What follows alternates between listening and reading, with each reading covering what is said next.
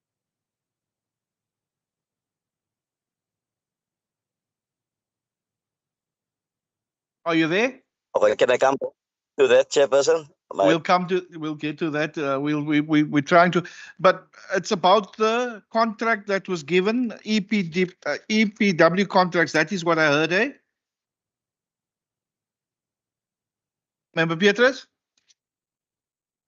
Yes, Chairperson. Just ask your question. Don't refer to maybe they'll jump to get to it now. Just ask your question. Okay, I think the one of the members looking at the DCAS report. Are you looking at the DCAS report? We're still busy with heritage. Member Petrus? Yeah, yes, Chairperson. Where are you? Which book are you?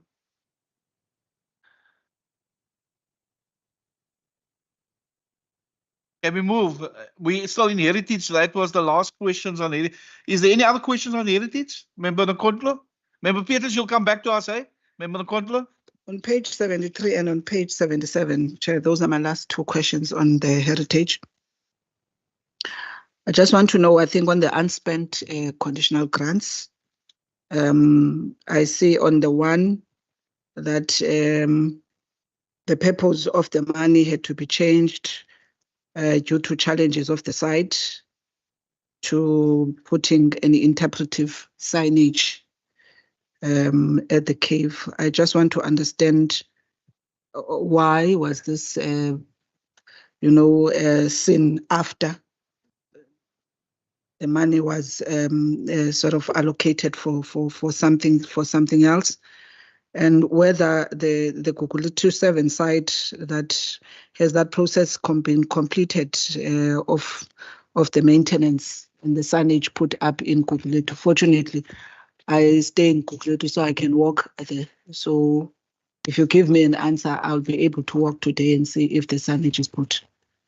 The last one, Chair, is the one on the contingent liabilities. I see the matter. You're saying the prospects, for the complainant are not so good. Has the matter been concluded? What is the status of this case at this point? Thank you, Chair.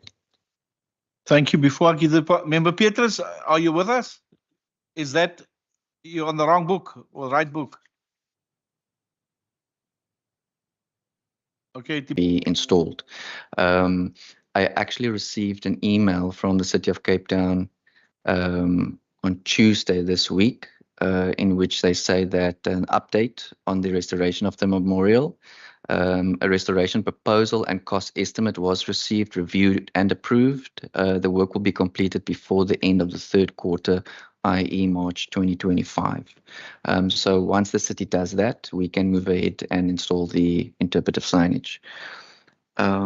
And then the second question, sorry, I was busy looking that up. Was that on Midnight Storm? Yes. Midnight Storm. The contingent liability on Midnight Storm, it remains there. Just again, in terms of context, it is a site close to Elands Bay. It's a provincial heritage site.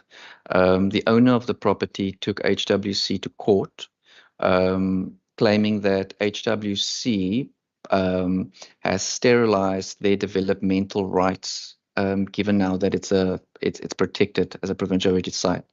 The court found in favor of HWC and upheld the decision because declaring something as a provincial heritage site, it doesn't sterilize the owner's rights. It just puts certain limits and restrictions. So development can still take place, but responsible development through the permit application process. We have subsequently, in conversations with the property owner, explain to them what this means, and they are in the process of submitting a notice of intent to develop for the area that we call the buffer zone, which is around the provincial heritage site. So they've exercised the option to appeal, which is currently on hold. That's why we still retain the contingent liability just in case the appeal is activated in court. I might be using the wrong legalese here, but that's the gist of it. But we are confident from HWC side that we have a very strong legal case, just to give that comfort. Thank you. That's the end of the heritage. HWC, done with HWC. We're going over to the Western Cape Council Commission. Members, questions?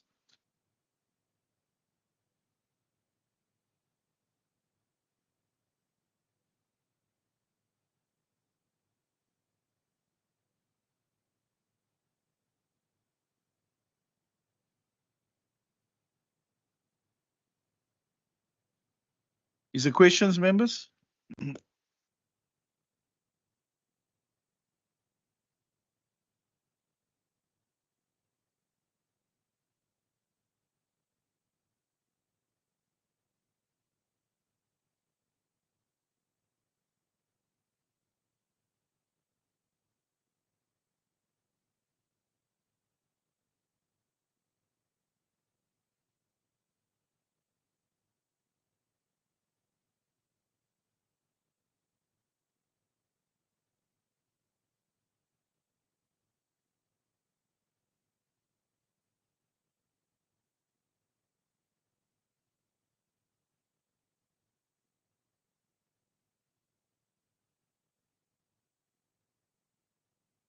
Makondlo, go.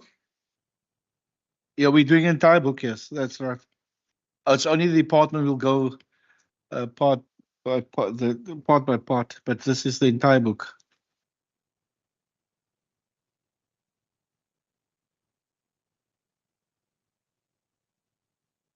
Can we move? Okay, we're done with Western Cape Council Commission. We're going over to the department, members. We're over to the department. Let's go to the department. Cultural Affairs and Sport. All right, members, open for questions. Now we're going to do as we usually do, because we're going to do part C first. And then after part C, we'll go to part E and F. So members, open for questions.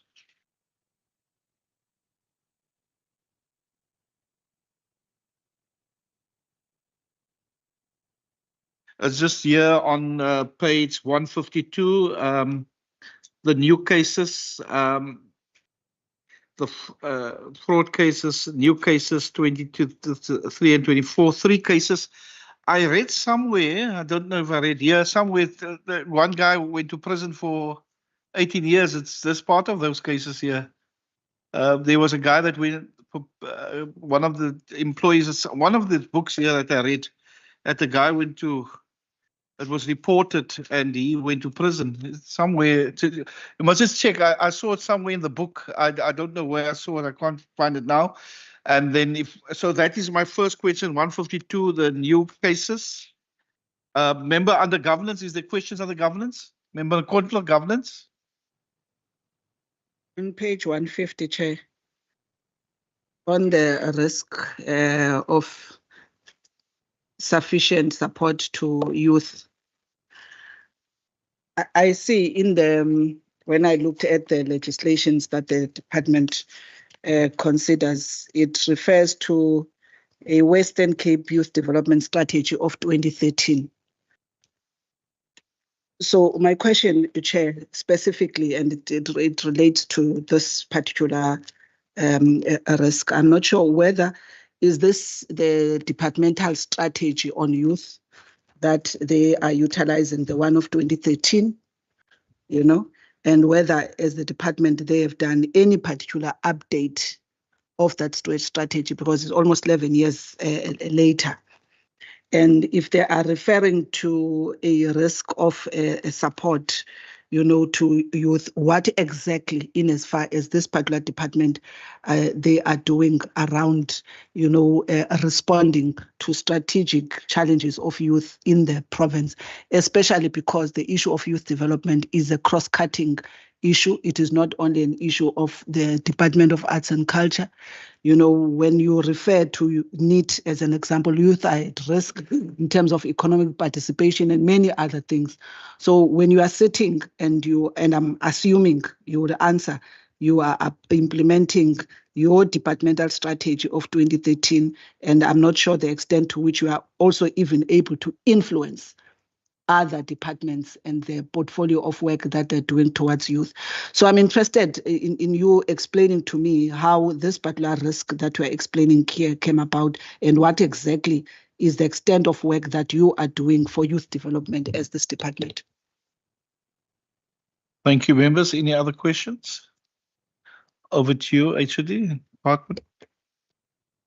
Thank you, Chair.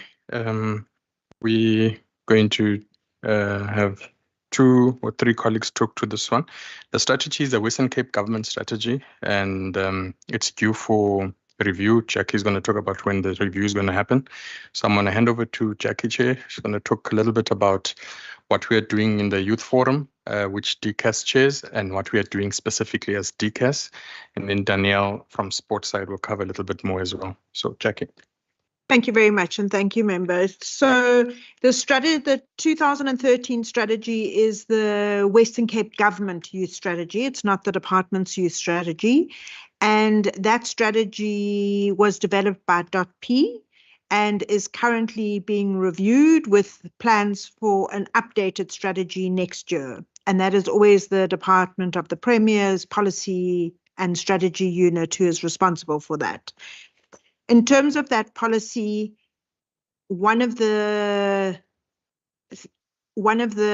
operational issues that emerged is that we needed greater coordination across Western Cape government around youth issues.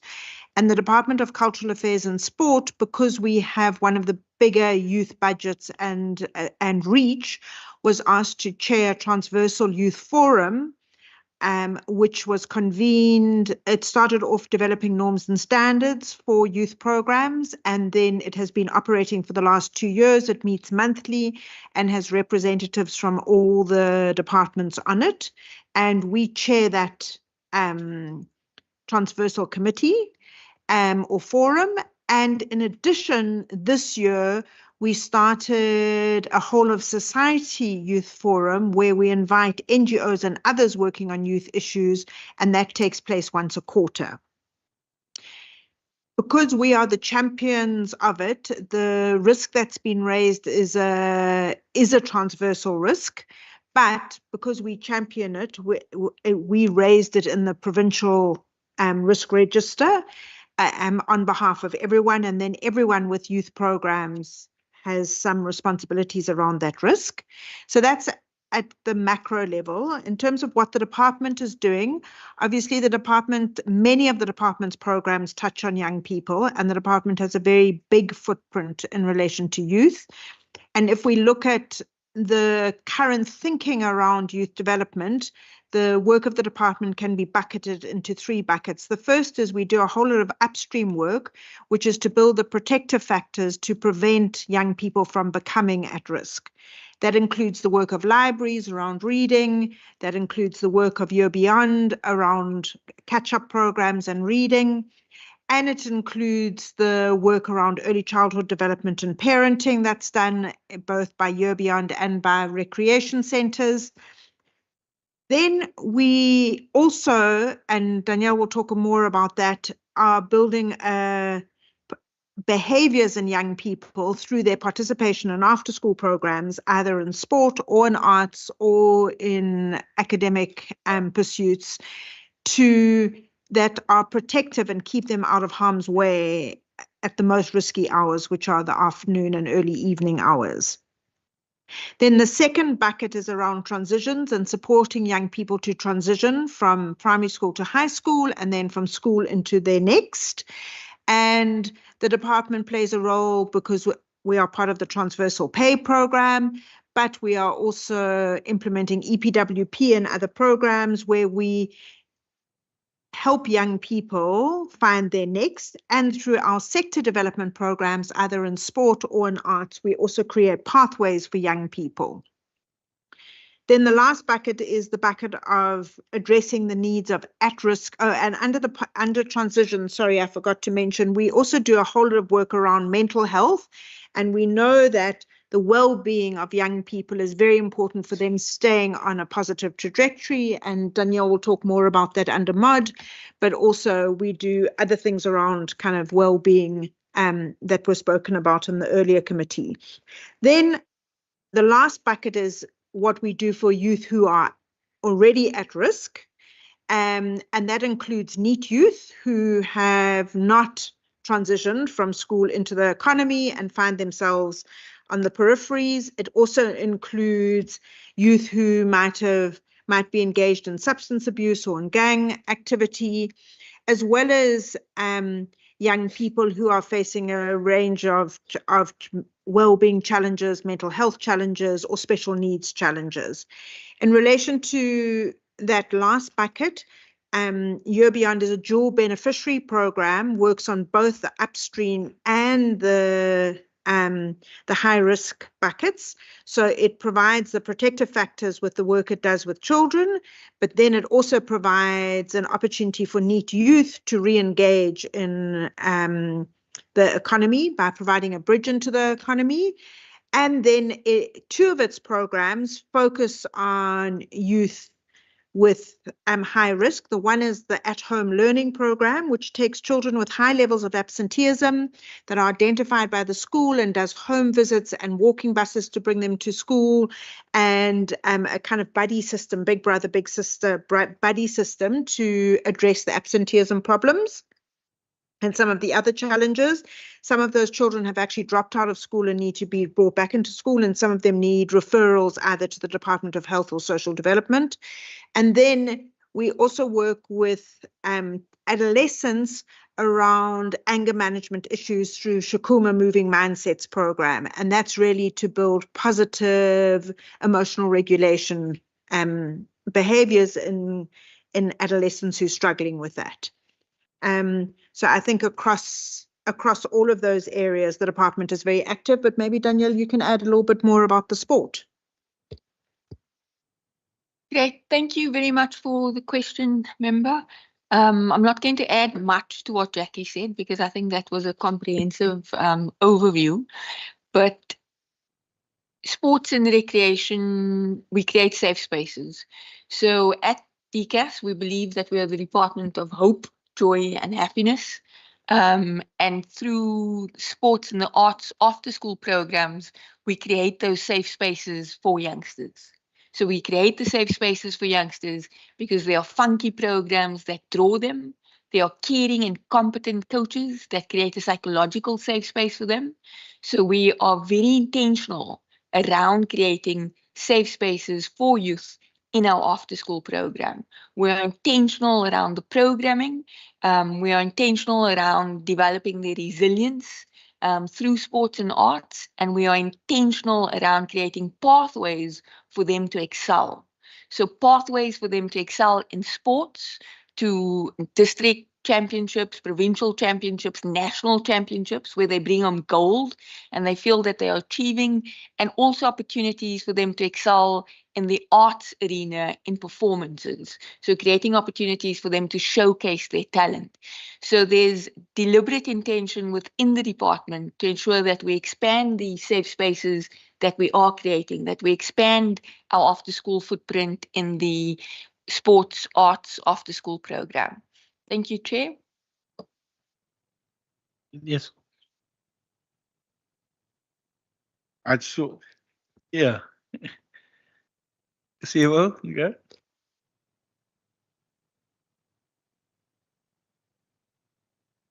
The case itself, so it's a very old case, something that happened in 2012. We had an official within the department at the time working within library services dealing with the conditional grant transfers. This person fraudulently, submitted a fraudulent confirmation of banking details. So what we call a credit instruction is something that we require the beneficiary of transfer payments to go to the bank stamps it, and then that authenticates the banking detail. In this case, it was done exactly the way. In fact, it appeared like that at the time until it was detected. It then turned out that it was falsified. And obviously, PFS dealt with it. We then reported it as a criminal case as well. And it took that long for the case to come to an end, basically, where we have someone that is now doing some jail sentence, the same person that actually did that. We could not write it's 903,000 that was affected. We couldn't write it off because we were advised by PFS until such time that we are able to what's the word? The assets, to claims from the assets. And we didn't know that up until, or we could only know that up until the time where they had the court cases and we were able to establish whether she does have any assets that we could attach, sell off, so that we can, the make up for some of that losses. Unfortunately, she did not have any. And then we could only write off this financial year. And also we needed to force a saving, unfortunately, in order to write off. Thank you, Chair. Other two, that's the one, and the other two? The three, you spoke about the one now, but there's three cases. No, this was only one fraud case, 903,000. Yeah, and the other two cases. You're talking about the contingent liabilities. No. Which ones? Chairperson, you're talking about the normal cases. Yeah, new cases, Yeah, three, that yeah. one is The the normal, old one, yeah. very old one. So those three, Page 152. Oh, okay, so the museum.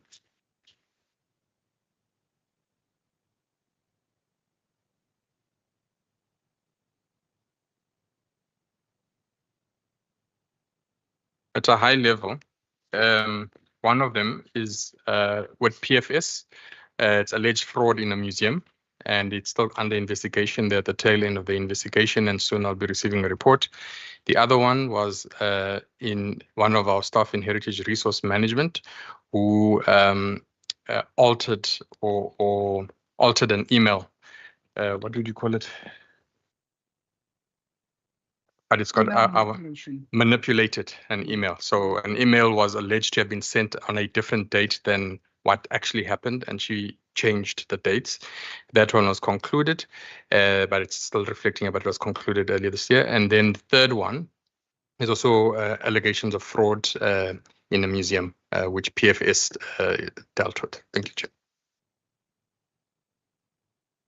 Members, are we done with Part C? I just want to know, how do you pick this up? Because, I mean, of course, you've got museums, you've got libraries, you've all. How do you pick this up? It's quite interesting just to find out a follow-up, and then do you have a follow-up, Member Konza? Go, Member Konza.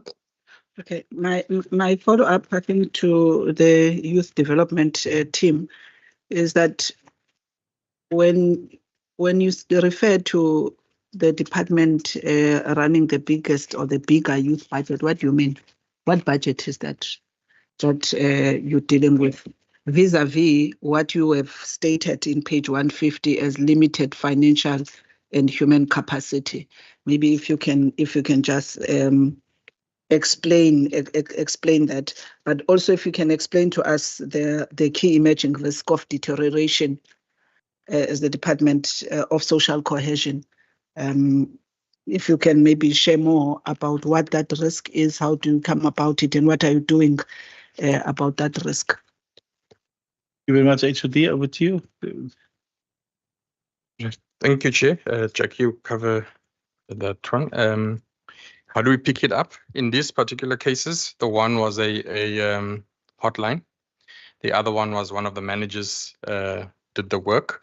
In fact, the other two was management oversight, picked up that things were not quite right, and did some following up. So it's a mix. Just sometimes people phone through and alert us. Thank you. Becky, can you? Sure. in terms of it, we don't manage a bigger budget. We manage the Transversal Youth Forum and the coordination of the youth activities across province. So each department manages its own budget. The only transversal budget is the budget that was allocated to assess key programs last year or 2 years ago against the norms and standards. So it's not a bigger budget that we manage, but rather the activities and the leadership of what's happening around youth. And then each department manages its own budget, but within the framework that's been developed through the Youth Forum. Okay. And then just in terms of our budget, to be clear, so our budget, the department works in partnership with a range of other organizations. And so in the case of Year Beyond, we get money from NYS, the National Youth Service through NYDA, plus we get money from various donors and NGOs that enables us to scale the program given the financial constraints, and ensure that we still continue to service youth in the province, even though there are financial limitations to our budget. Oh, how much? Okay, sorry, apparently I'm not giving. So we get about 38 million from the NYDA each year towards Year Beyond. And then we get donor funding of about a further 10 million a year that comes in, and that's blended with our budget so that it becomes a 50-50 split between donors and NGO and the province in order to be able to scale the program. And that's how we've grown the program. Can I just ask sports Yes. to cover their budget as well? Let's go. The school sport budget and the mod budget as well, please.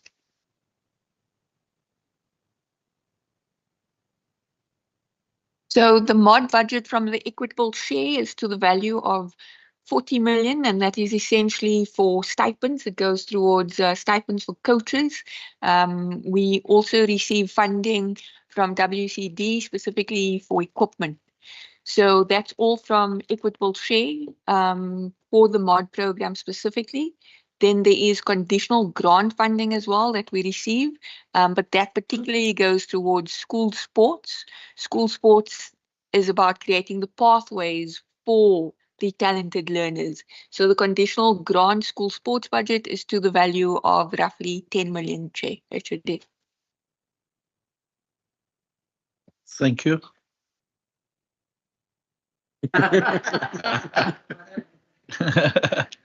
Thank you. Can we move to Part E? Membeleka, you got on Part C. Membeleka?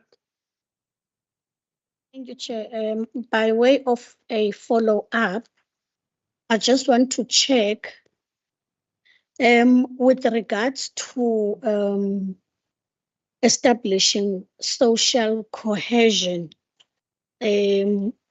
particularly on the mod programs.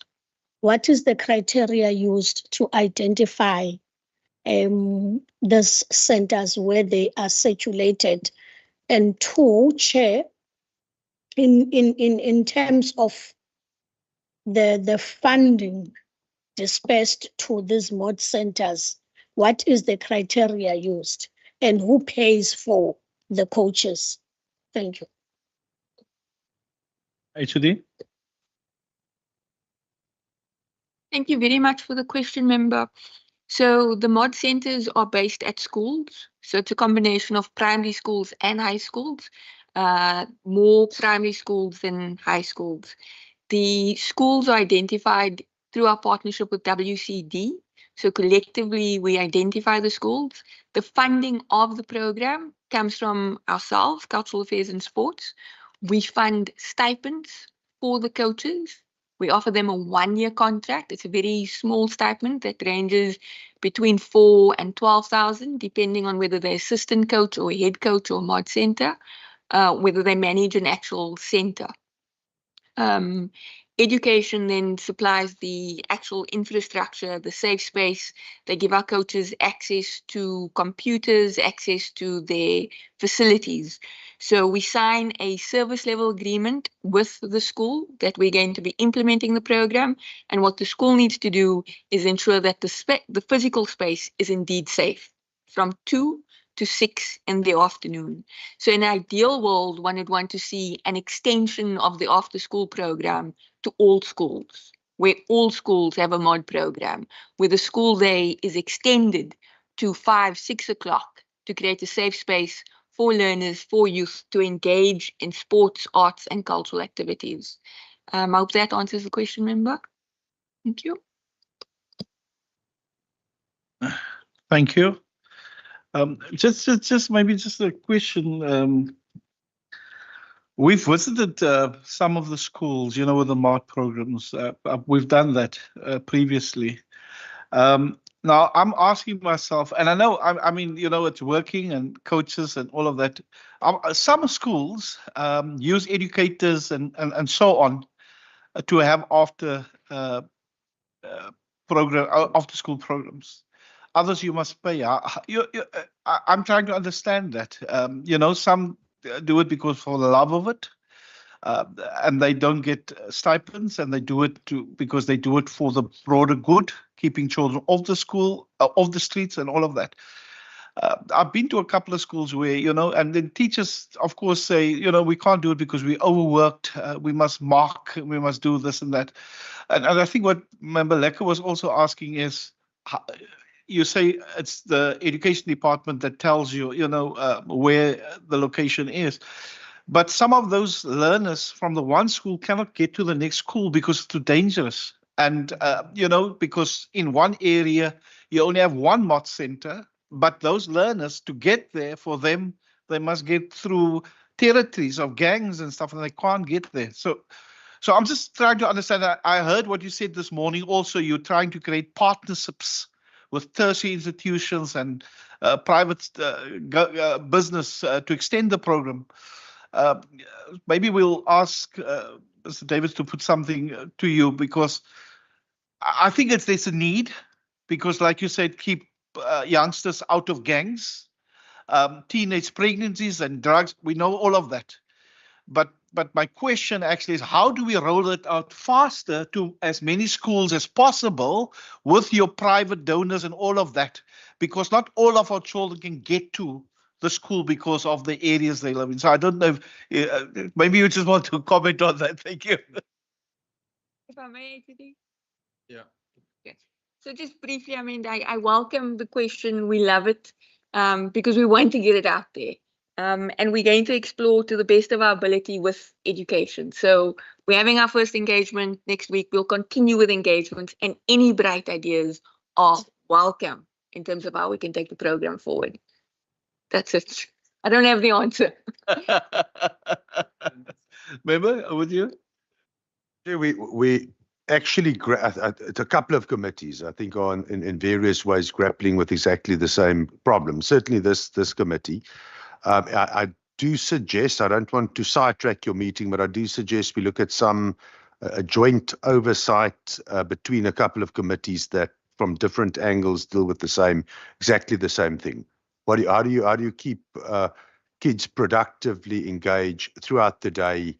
Obviously, the government can only go so far, but how do you keep people productively engaged in something safe and wholesome, turning them into better citizens and more employable, all of those things? That's really the question we're dealing with. We call it cluster visits. So the cluster visits we will do where cluster of committees is together, and we do all of that. So we'll do that. We'll check when that happens. Member Kotla? Thanks, Chair. Perhaps an issue that we'll take as a resolution, because the department currently is chairing both the internal, I think, with interdepartmental type of a forum, including with others. For me, one would be interested in the budget, the rands and cents, how much is being spent already.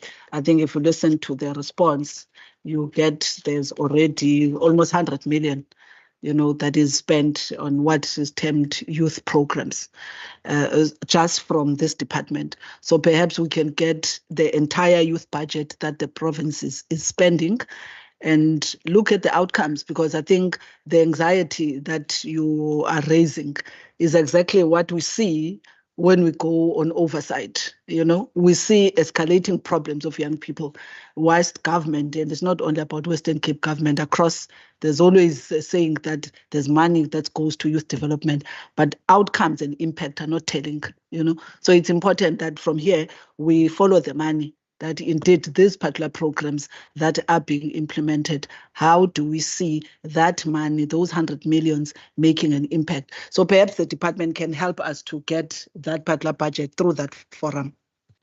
We'll do a resolution on that. We'll do that.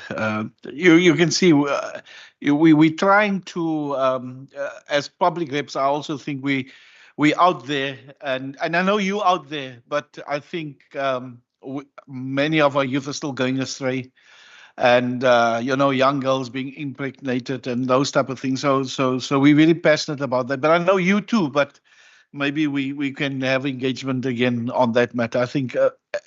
HAD, you've got the answer. I can see on your face.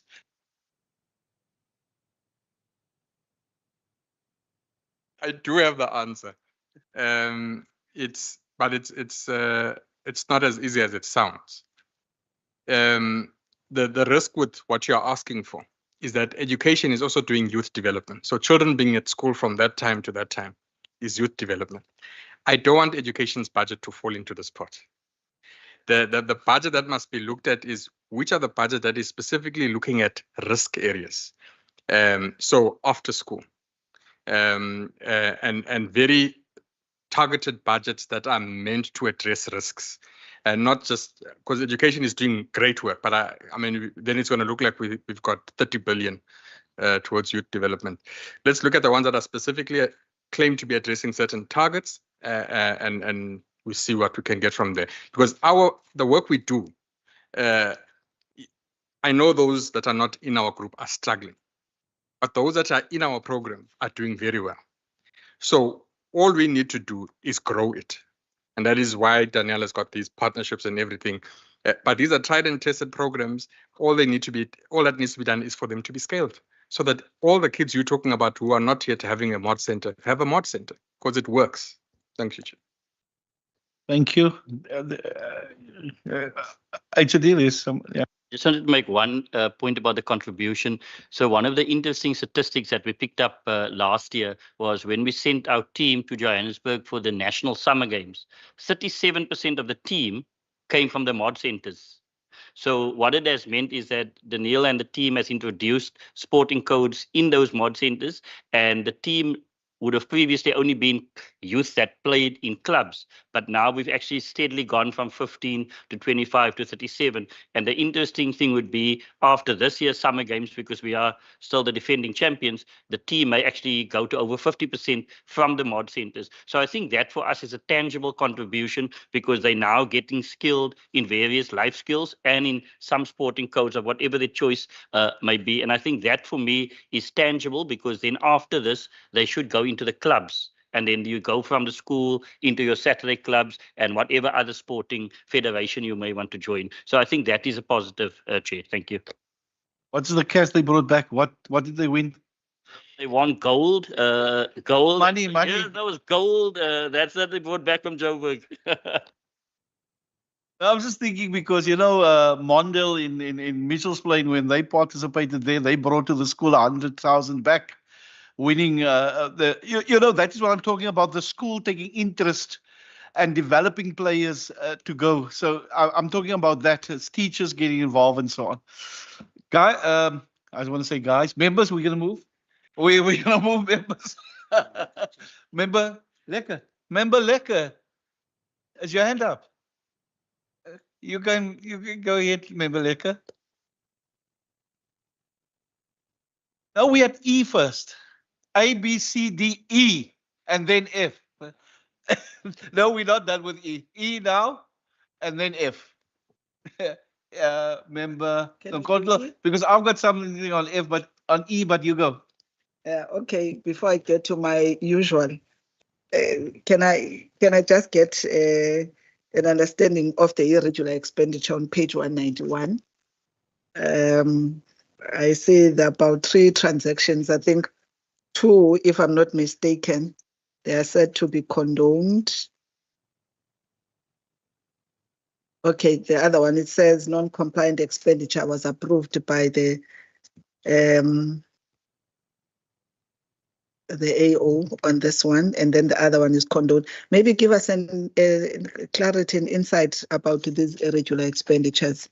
And our understanding is that when there's an irregular expenditure, there's investigation, and then there are consequences. So I'm also interested in what consequence management was there in this regard. That's my first one, Chair. My second one is on the contract variations. I think we once again, if you check, Chair, on page 201, we're back to these security services, and these expansion. And my worry with this, is that HOD, we were having provincial treasury, and we had a discussion about what is prescribed, although we're told that is the minimum. You can go beyond the threshold. I think is it 15, no, 30%? 15%, yes. And we keep on saying that contracts have been actually expanded or extended beyond the original value, beyond 15% of the original value, which is something that is actually worrisome. If one looks at the storage one as an example, the original contract was about 25.4, and then the expansion is 24.1, almost equal value. So perhaps you could explain to us, particularly on two levels, this thing of these security contracts that had to be extended, which is the majority of them, if I see them here, and the fact that you had to go beyond that, although it is allowed, we're told that it is allowed, but you have to explain. So maybe explain to us so that we understand what were these reasons that led you to extend contracts beyond the threshold. Thanks. Thank you very much. I'm going to throw in the 30 days before. Member Pet Lekker, throw in the 30 days. Page 200, just page 200, invoices paid after the 30 days agreed period 10. Now, what we've said to the other departments is that if you, like you did in your previous one of the entities, you put a note to explain.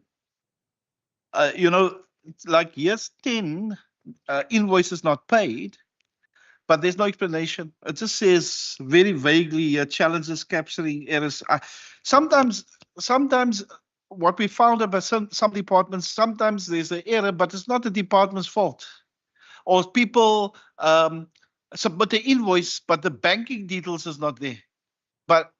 And then the department takes the blame. Now, if I'm the public and I read this document, and what we also ask is, do you look at companies that's sustainable and the ones that cannot sustain themselves? So, you look in order of priority, because if you don't pay these guys on time, they're not going to pay their workers on time.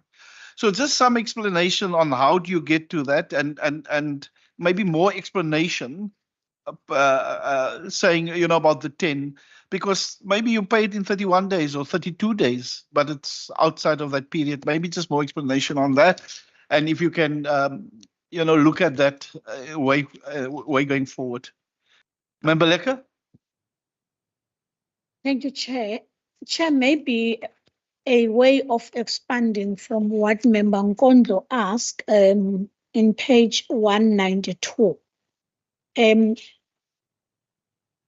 I think it's table B, where it talks to irregular expenditure under investigation. I want to understand, Chair, that together with the note under the reconciling notes, what is actually happening? Can we get an understanding? Because if I see here, there's reconciliation and reconciliation notes, and there's something about the transgression. Can I be schooled, Chair? What exactly is happening there? Thank you. Thank you very much. HOD?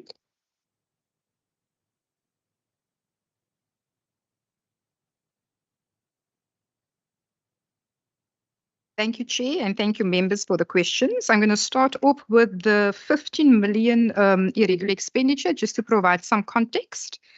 So this is irregular expenditure that was identified in the previous financial year, where the department did not do the procurement via CETA. So the CETA Act, there's a requirement within the CETA Act that all IT-related procurement must be done through CETA. We unfortunately did not interpret it that way, and we followed our own internal processes. The AG then picked it up, and we then subjected it to a determination test.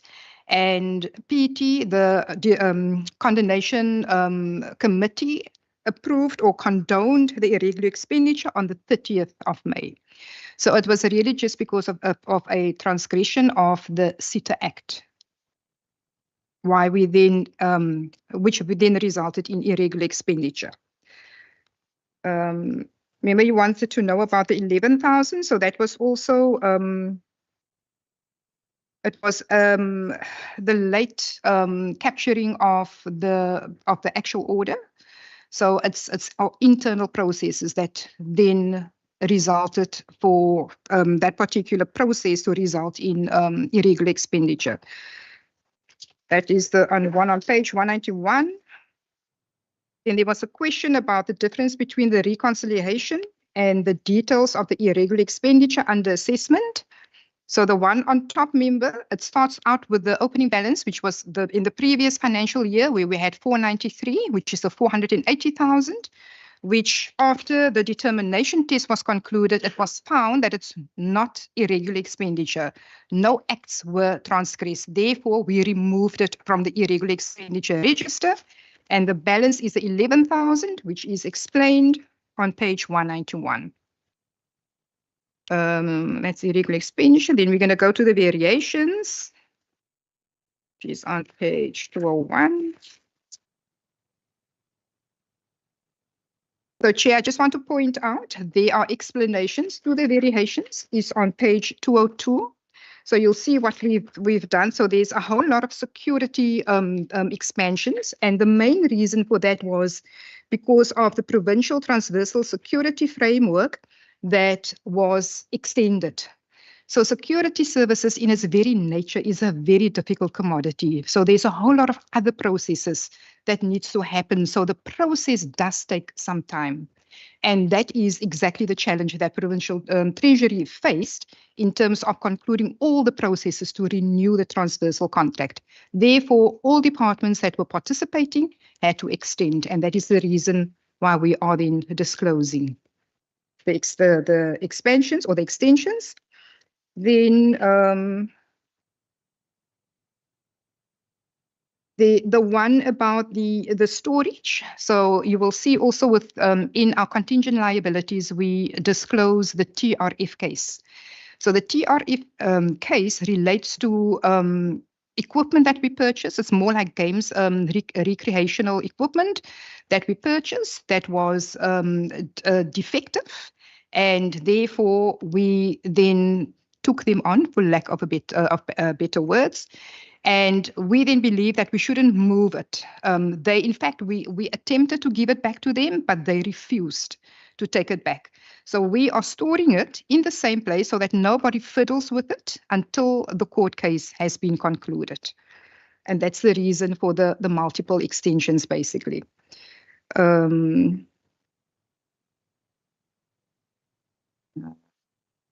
think I've covered all of them.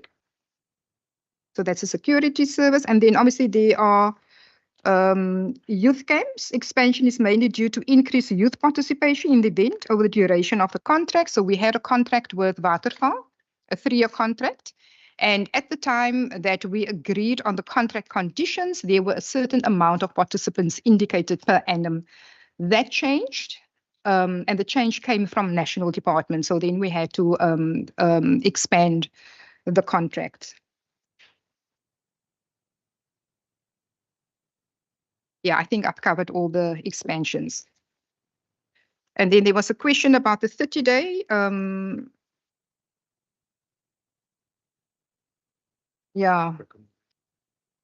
Yeah, so the 30 days again, Chair, so many of these were, or some of it was system related, where we had some glitches on the system and we then paid it immediately after that. What we have done, and we are very serious about paying our service providers within 30 days. Like myself, for example, I would send out communication for especially end users, because we are reliant on end users to also understand the importance of submitting the invoices on time. So we are very active when it comes to the awareness about ensuring that our service providers are paid within 30 days, Chair. And we hope that it's going to improve. But like I'm saying, some of it's not within our control. It's system issues, which we then try to resolve as quickly as possible. But there would always be communication with the service provider in those cases. Thank you. Is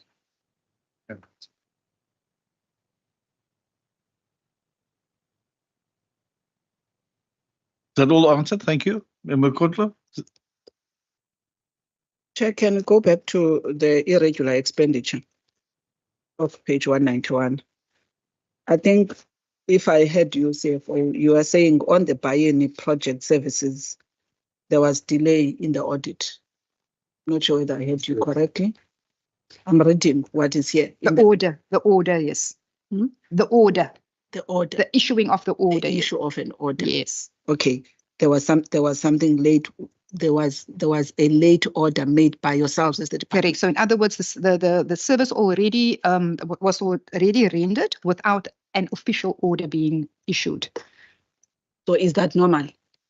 It's not normal. Therefore, so it was picked up through our own internal controls, where we found, so we received an invoice and we then found that there was no order issued for it. So why would you condone such? Well, it's difficult to say. I mean, it doesn't happen. It's not a norm, if I can put it that way. This was a once-off. And again, it's about the awareness, creating awareness that all processes must follow its normal process. So for example, the requisition must come to supply chain facilitates the procurement process. Once that process is concluded and all the compliance has been checked, an order is issued before service providers or before line function can inform service providers that they were the successful service provider. In this case, there was just a gap, like it was a communication gap, basically, where the end user went to go and tell the service provider you can continue with the service, but the supply chain process, unfortunately, wasn't concluded on time. And like I said, it was a once-off issue. Chair, I think my issue is really reasons why there is this what is called condoned here. Because if you say supply chain processes, internal supply chain processes were not followed, and then this is supposedly not a normal, and there's not even an argument. I can't make that determination that it is something that happens because I'm not in the department. There's nothing that says so.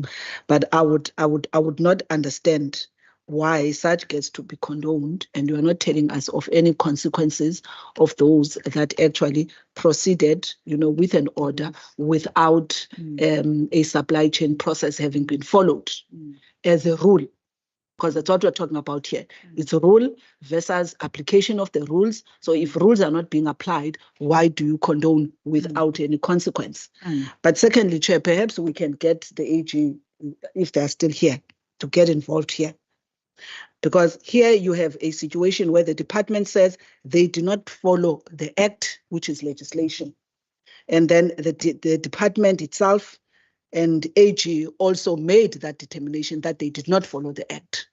But once again, this matter gets to be condoned because one of the roles of the AG is to ensure adherence to legislation.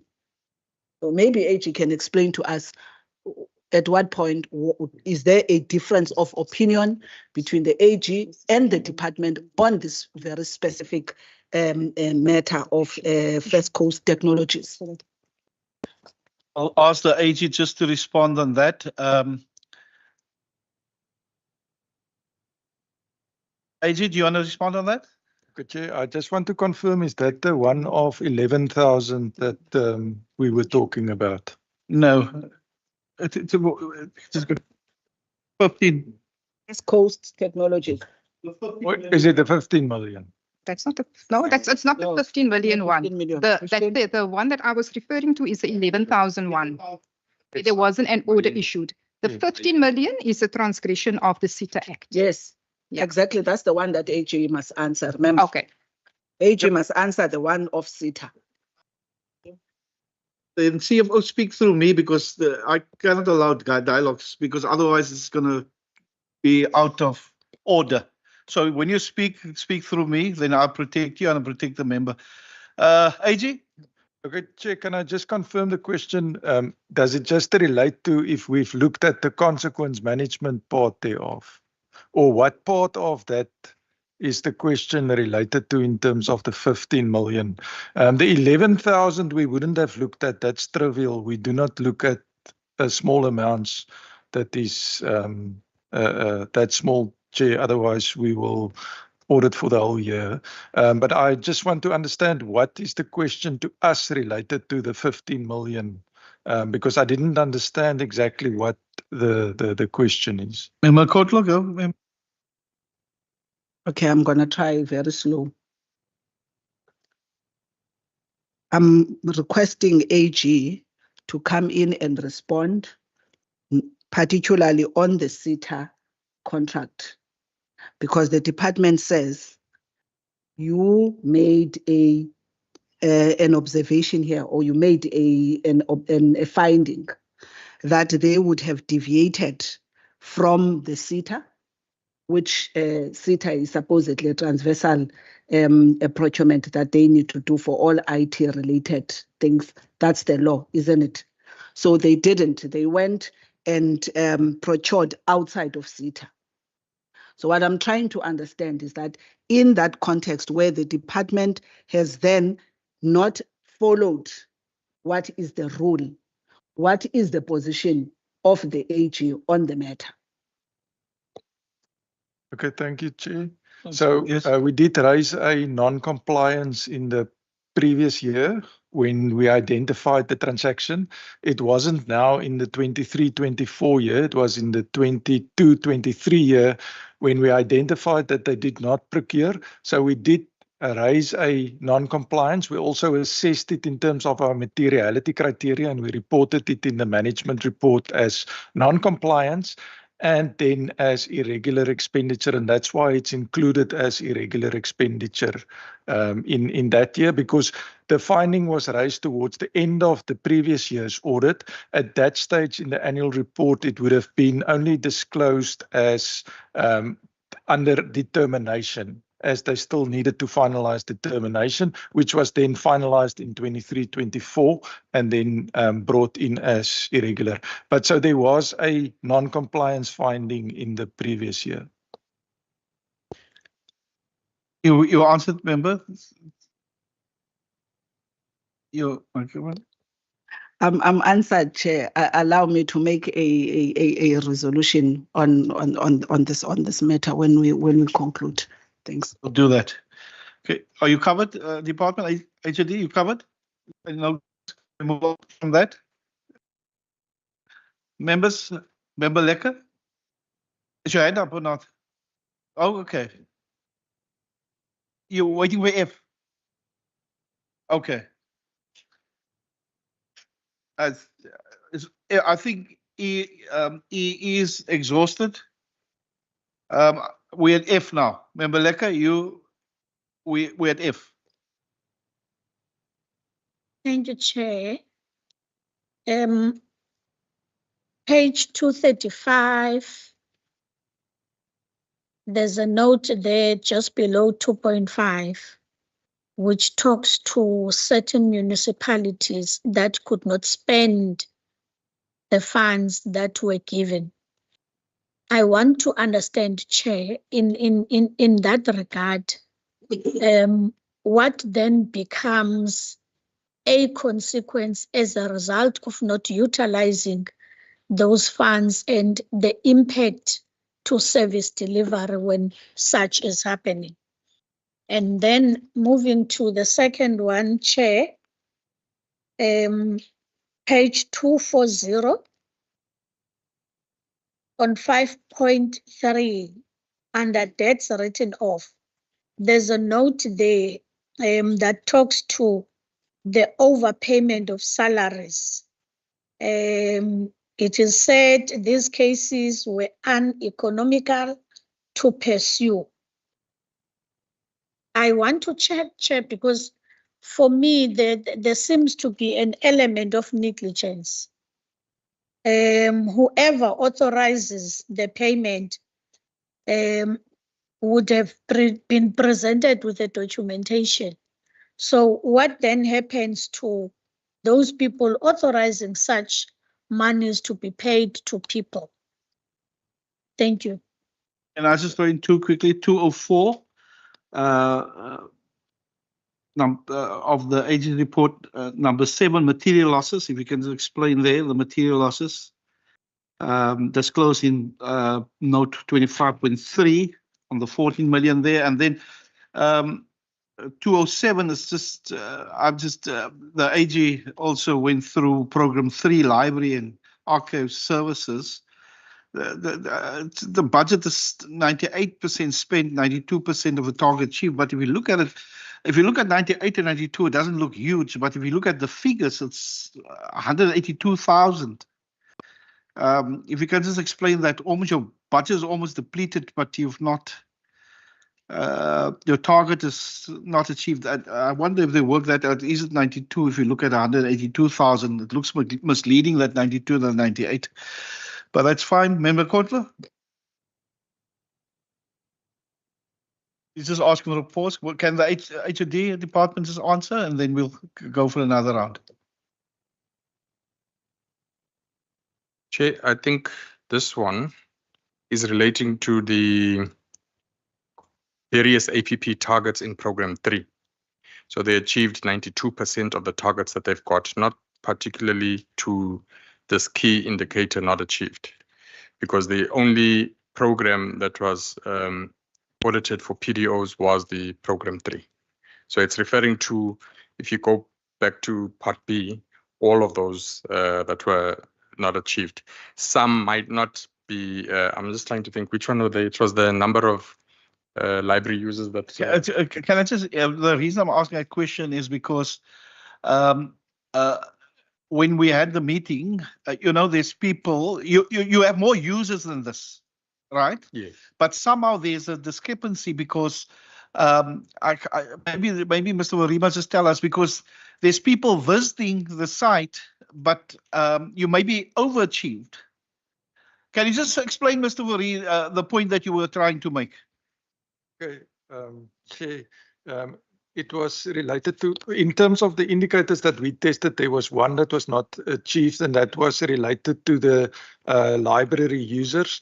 And what I tried to explain is what the department also explained in the annual report, is that in terms of the users, they did not count certain users that couldn't be counted for the target, and that's why they did not achieve on that target. And what I then said from our perspective is that it's not an indication that services aren't being delivered. People are still using the facilities and the libraries. They're just not counted for that one specific aspect in terms of the achievement. Now, that's exactly my point. My point is not everybody is counted. So, somehow you'll have to work out some. I don't know. He made the point that not everybody is counted at the thing, so you might be very close to your target, but not everybody is counted. That is what they picked up. So I don't know what is the because it's not a true reflection on how many people is there. That is just my point. Trying to strengthen you with saying this is not a true reflection. You maybe achieve almost 100%.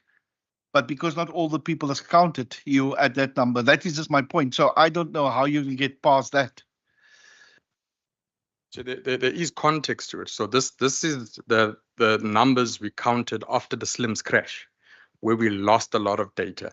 But we cannot report to the AG any data for which we cannot vouch for. So this is only data that can be verified. So we are quite aware that it's not everybody that visits the library, but it's the only data that can be verified following the crash. I'm with you. The other questions answered.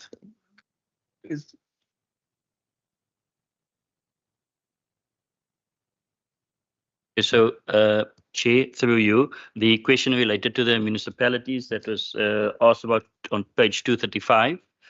So in the Matsikama matter, the municipality could not receive the consent from the National Department to build netball courts where they had wanted it to be built.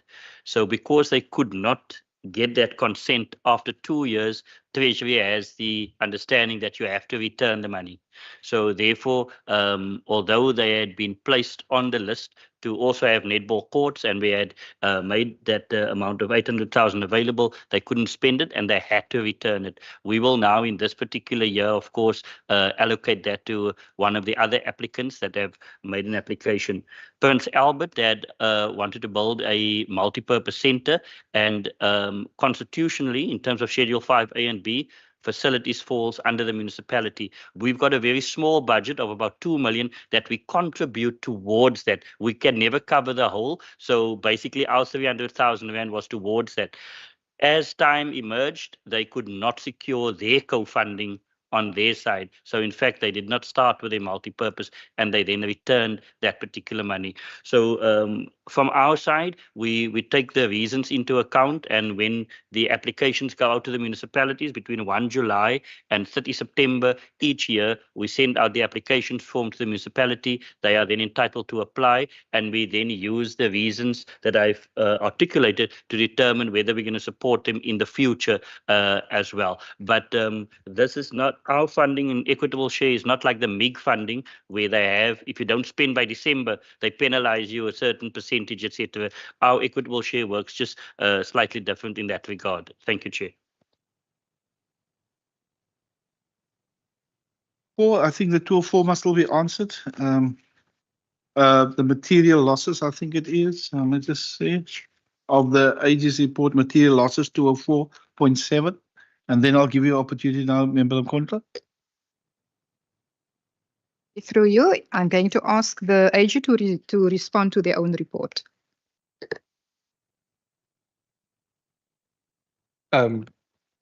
Chair, if you look at it, it is a matter that's disclosed by the department in their financial statements that we're just highlighting, and it relates to library or minor assets that was written off, if I remember correctly, in terms of the 14 million. And the department can provide the reasons for the write-off of that 14 million.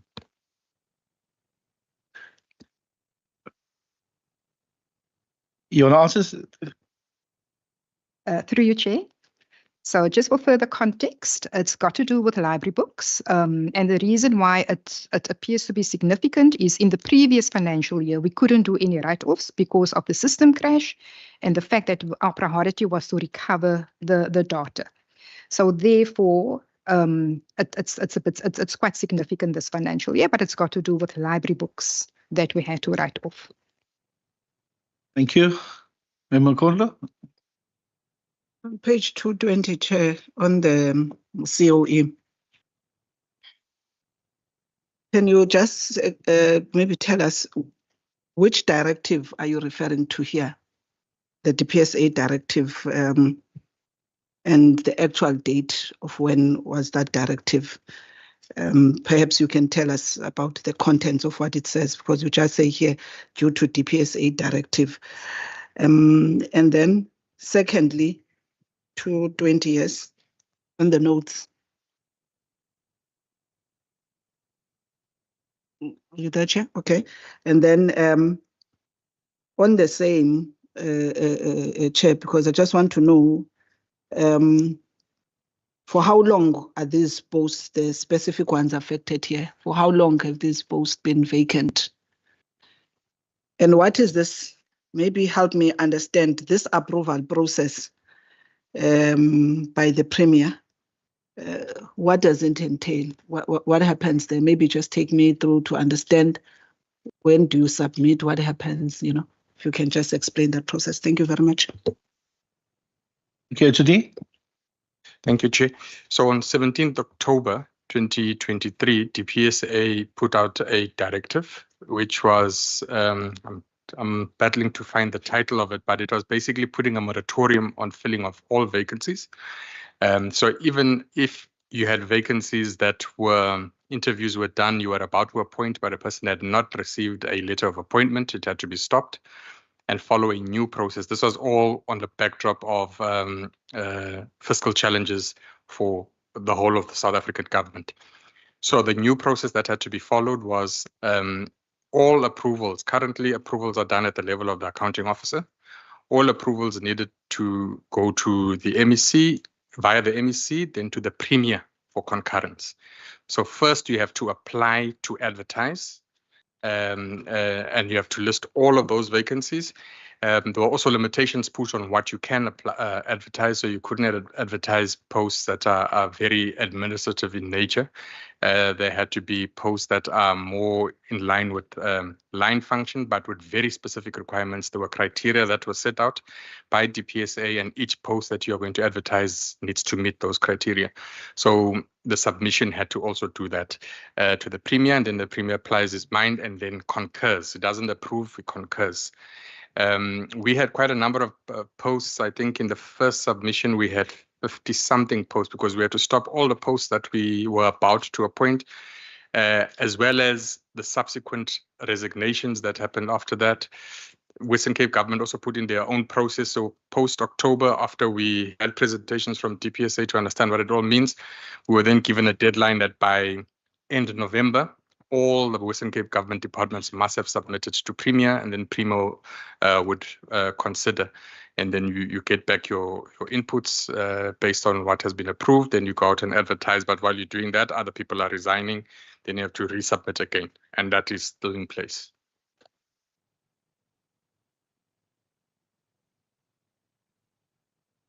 Thank you. Is that it, members? Is there any other questions on the department? No further questions. We're going to close then. I'm going to give the Minister and the HOD opportunity to do concluding remarks and see that Member Johnson is here. He's going to do the thank you on behalf of the committee. I do a lucky draw, so his name came up. So, Minister, over to you, and then to the HOD. Thank you very much. Thank you, Chairperson. It's 2 minutes to 5, so I'm not going to make any long concluding remarks. I just want to say thank you to the team in the department for another clean audit. And yeah, the competing priorities, as you know, is tough out there. Teachers being retrained, no money available. It's a tough competing space. And despite the fact that the good work is being done, it is really, you even feel sad asking for money because you know you have to taking money from a police officer, from a nurse, from a doctor. That is the reality out there. And I think that is what that emerging risks was about in the language committee report. Because everywhere when you go, you ask someone for money, they say, well, somebody was here an hour ago, somebody was there 2 hours ago, somebody was here 4 hours ago. Do I need to flip a coin for you? That is the reality of what's out there at the moment, private sector and government. So we are up against a big hill, but I know that we not lose faith. We are the Department of Hope. We're always positive. And then we're using our leverage, our resources, our partners out there. And in fact, the department has signed various agreements over the last few months with external partners like Northlink, Old Mutual, external stakeholders to see how we can use what we have to get more. And I think that's the incredibility with innovation. So thank you to the team for the year under review, ensuring another clean audit and ensuring they do more with less. And thanks for the standing committee in highlighting some of the issues bring matters to our attention. We can only learn from here. So thank you very much, Chairperson, and for members of the standing committee. Yeah. HOD. Thank you, Chair. Yeah, mine is also just to thank the standing committee. We really appreciate the level of oversight being provided, and it really only makes us better. We also want to thank our assurance providers, our independent auditors, the AG, the audit committee that supports us as well. We're really appreciative of all the work that they do. And then, Chair, in the earlier meeting, we congratulated two colleagues that achieved their PhDs, and I thought I would just read it into the record that Dr. Michael Janse van Rensburg has just graduated, and Carol will soon call her doctor, but she's just submitted her corrections and will be graduating in December. Thank you, Chair. Yeah, that is now on the plate of Member Johnson. He will do that also. Thank you. Thank you, Chair. I had a feeling you were coming my way. Thank you to you, firstly. I'm sure that you've had your fair share of SCOPA engagements by this time. But thank you to the MEC and to the HOD and the entire department. Congratulations on a clean audit. As a previous ward councillor myself, I've firsthand seen the huge impact that this department has on all municipalities, and especially the poorest of the poor. So we really do appreciate the work that you are doing, and congratulations to those who've just graduated. I actually want to do a master's myself, but I don't know where you get the energy from. So congratulations on that, and thank you for the positive engagement. We really do appreciate it. Thanks. Thank you very much. The committee will stay behind for resolutions. Thank you very much, Minister and Department. Have a good weekend.